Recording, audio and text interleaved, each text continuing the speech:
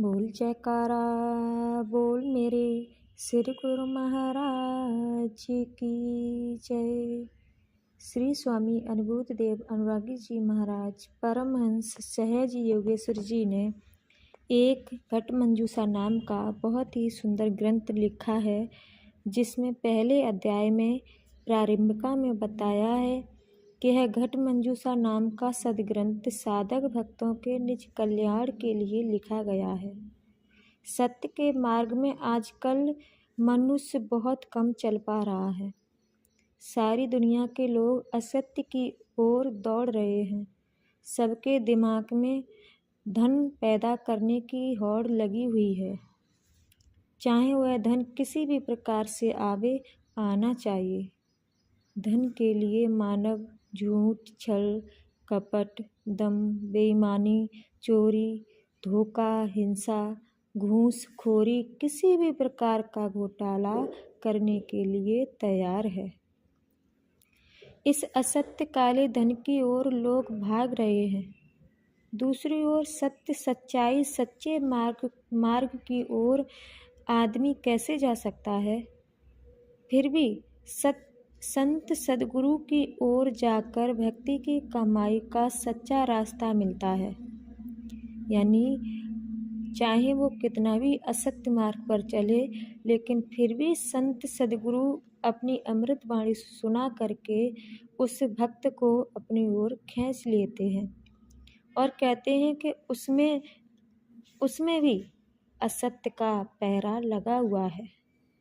वह सत्य से हटाने के लिए तरह तरह की कोशिश करता है और उसे सत्य से हटा ही देता है। जो आदि अनादि काल में सत्य पुरुष प्रकट हुए थे, उन्होंने अपने को अकेला देखा। तब इन्होंने एक से अनेक होने का संकल्प किया। तो कहते हैं कि अनेक सत रूहें नीचे आईं। तब काल निरंजन ने उन रूहों को पकड़ लिया और 5 तत्व 3 गुण का शरीर रूपी खोल पहना दिया और शरीर में बहुत से मुकाम बनाकर ब्रह्मा, विष्णु, महेश, अद्या, महामाया, गणेश जी, यमराज, दुर्गा, सरस्वती एवं ब्रह्म, सद्गुरु, अचिंत पुरुष, सोहंग पुरुष, योग माया, अंकुर पुरुष, इच्छा पुरुष को पैरे पर लगा दिया, ताकि कोई भी रूह अपने घर सत्यलोक में न पहुँचे और संसार में रहकर यही भवसागर में गोता खाती रहे और 84 लाख योनियों की जेल में बनी रहे।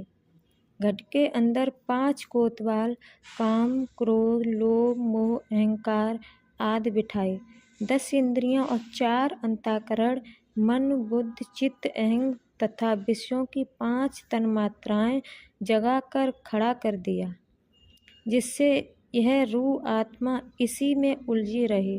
क्योंकि काल निरंजन ने अपने पिता सत्य पुरुष से विवाद में यह कहा था कि मैं किसी भी रूह को वापस नहीं पहुंचने दूंगा,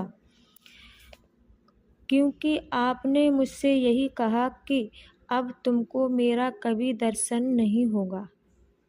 तूने मेरी आज्ञा का पालन नहीं किया है, अपने बड़े भाई का अपमान किया है और जबरदस्ती की है और उसका पेट फाड़ दिया है।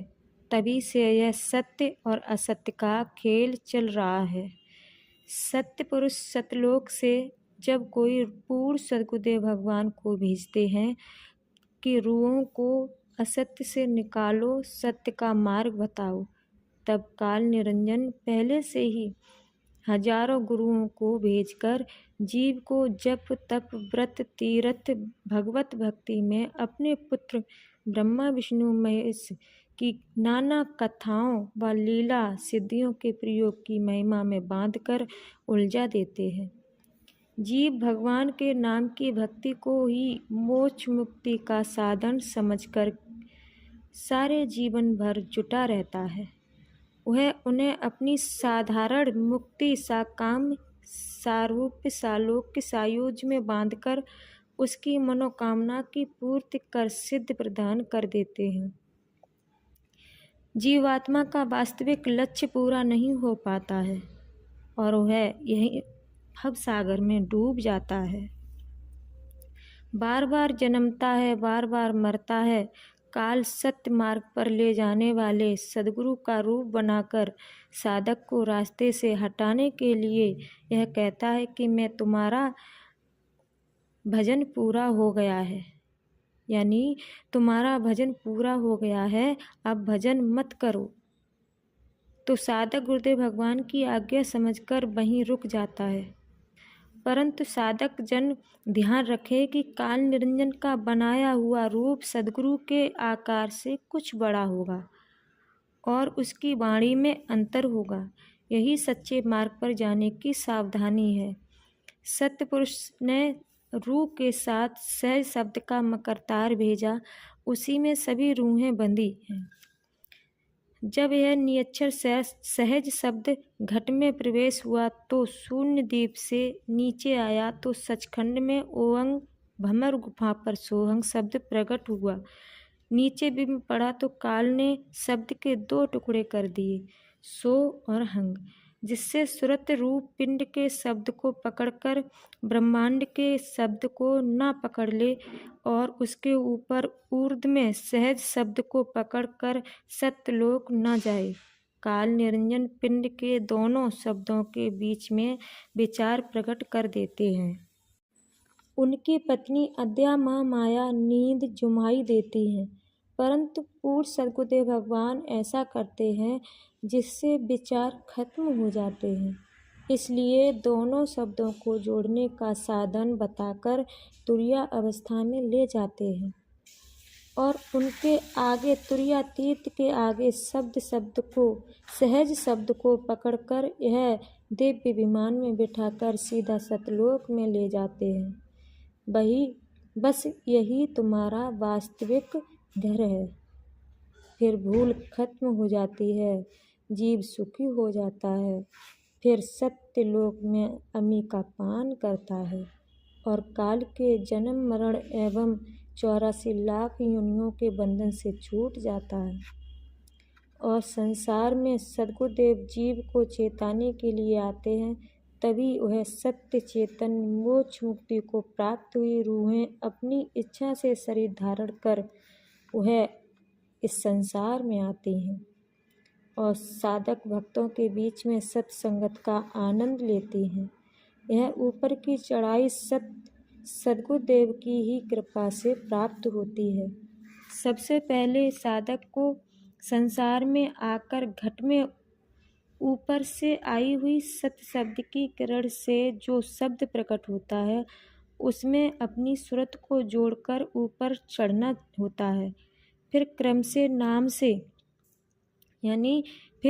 नाम से अनहद और सद्गुरुदेव भगवान का ध्यान कर मन चित्त आदि इंद्रियों को शुद्ध करना पड़ता है।